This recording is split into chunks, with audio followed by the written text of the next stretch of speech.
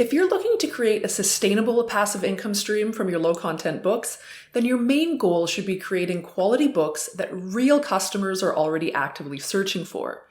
In today's video, I'm going to show you how I front-load my work and the specific order that I complete each step in the process to ensure that I'm maximizing my book for success before I even create the book.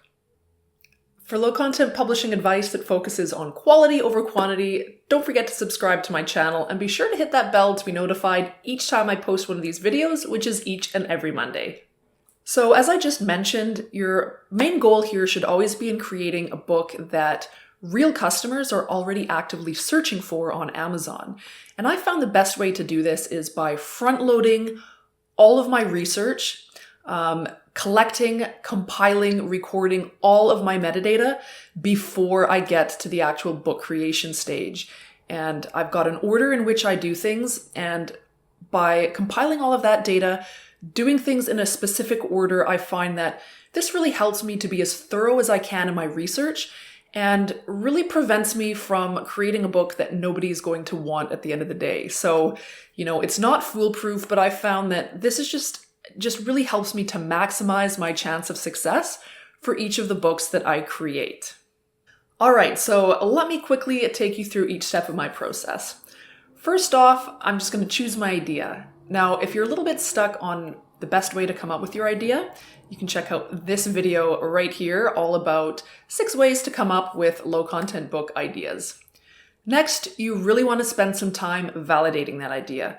And again, I've got another video here that I've already created, which will show you how to do exactly that.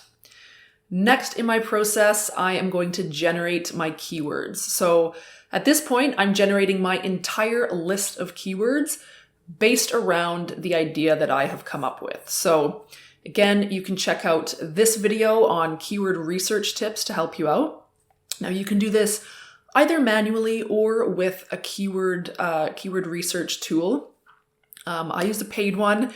Again, you can check out this video all about how I use Publisher Rocket to help me with my keyword research. Now, I do want to point out here, if you're going with a paid tool, these tools, they are not 100% accurate. They do have some faults. Amazon does not release their keyword search volume. So any of these paid tools, they're all going to be just estimates, and I really recommend combining this with a manual research method. It's great to have all that extra data, but just use it as a bonus and use it to help you speed up the process. You don't want to rely solely on that information. You really need to get in there, roll up your sleeves, and get your hands dirty and do it the manual way as well. And then you can just get a broader picture from all sides. So this is what I do. I combine a paid tool with a manual research method. And I just find that a lot of this process there's a good healthy dose of intuition here. So if you're just using the data, you're going to kind of cut that part off, and you don't really want to do that. Use one or both of those methods, preferably both. All right, next, I'm going to choose 12 to 15 high potency keywords. Now, what I mean by high potency is high search volume, low competition. And you also want to keep Amazon's keyword rules in mind. If you haven't read their rules and requirements around keywords, I'm going to leave a link in the description below. You can and should check those out if you haven't already. So now that I've got my 12 to 15 keywords, I'm going to start creating my metadata. So the first thing I'm going to do is create my title information. So if you're using keywords in your title, and I do recommend it, but you've got to do it in a very natural sounding way. This is not an opportunity for keyword stuffing. Amazon doesn't allow that. And it's got to sound natural. So I always like to, once I've come up with the title for my book, say it out loud. If it sounds natural and it doesn't sound keyword stuffed, then it's good to go. If it just sounds like a garbled, mouthful of keywords, then you've got to rethink your title. So from there, you're also going to create your subtitle. Again, use a keyword or two if you can, if it makes sense, if it sounds natural. And same thing for your series title, if you decide to use a series title. Next thing you're going to do is you're going to move down to your 7 keyword strings. So in these boxes, as much as possible, you want to use long tail specific keywords. Those tend to work best. If they're too broad, then they end up being too competitive. You never want to just put like 1 or 2 words in those keyword slots. If you're using a single word, that's usually indicative of a very, very broad keyword. The more niche down and narrow that you can get, that your keywords tend to get longer and longer. So that's kind of what you want. And you do want to make use of that space. I don't recommend just throwing in a bunch of random keywords into each slot. I've found over the past 5 or 6 years of experience that longer tail keywords that are niche down as much as possible serve me best and get the most discoverability for my books. If you want some more information on things to avoid when filling out your keyword slots, again, you can check out this video, my top 5 keyword mistakes that I see people making. I think you'll find that really useful. All right, next, you're going to want to write your description.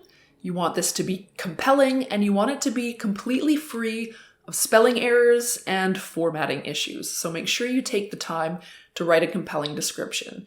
Your description is, at the end of the day, a sales page for your book. So do spend the time and make it as compelling and easy to read, and do use HTML formatting just to make it a little bit easier on the eyes and help the customer to actually read through your description.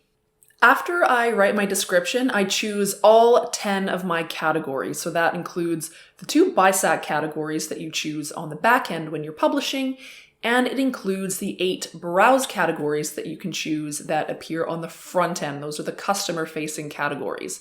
Now, if you're not sure what I'm talking about and you didn't realize you could choose more than 2 categories, check out this video all about understanding categories on Amazon. At this point, I make sure all of that metadata is recorded, and it should be because I've been recording it as I've been going along each step of the process so far. Now, if you've been following this process up until this point, you have now maximized your book's discoverability, and it is optimized for success before the book even exists. From this point, you're going to create the book, you're going to publish the book. Once it's published, you're going to email KDP and you're going to request those additional 8 categories that you've already come up with a couple of steps ago. And then you're going to employ any promotional strategies that you might want to use. Now, while we're just on the topic of promotional strategies, I just wanted to make a really quick note about ads. Now, ads really are intended to amplify success that you're already having. Ads are never going to create success out of thin air. So if you've done everything that I've showed you, if you've done everything you can on the back end to maximize the chances of success for your book before you've even created it, and then you do put the time and effort into creating a well-designed book, and then that book starts to make some sales, that's when you want to think about putting an ad on that book to see if you can amplify the success that you're already having. But if you're missing some key components of research, or you're not putting the time into design, you launch your book and you get no sales, no amount of ad spend is going to get you out of that hole. If your book isn't already selling, that means it hasn't been proven to be a book that real customers want. The ad spend's not going to help. It's just going to frustrate you, and you're going to end up losing money. So I only recommend using ads if you're already starting to get a few sales on a book that you just launched, or even books that you've launched months ago and you do have some regular sales coming in, and you want to experiment with ads and just see if you can amplify that success that you're already having. So there you have it. You've now got my complete step-by-step process for maximizing your low-content book for success before you even reach the creation stage. If you'd like to find out more about low-content publishing, you can download my free guide, 3 Steps to Publishing Your First Low-Content Book in Less Than a Day, by clicking on the link in the description below. And if you'd like to join a like-minded group of fellow self-publishers also on their way toward earning passive income through low-content publishing, you can join my free Facebook group, and the link is also in the description below. Check out these videos next for more on low content publishing systems for success. And if you like this video, don't forget to hit the like button. Be sure to subscribe and share this video with your friends. Thanks for watching.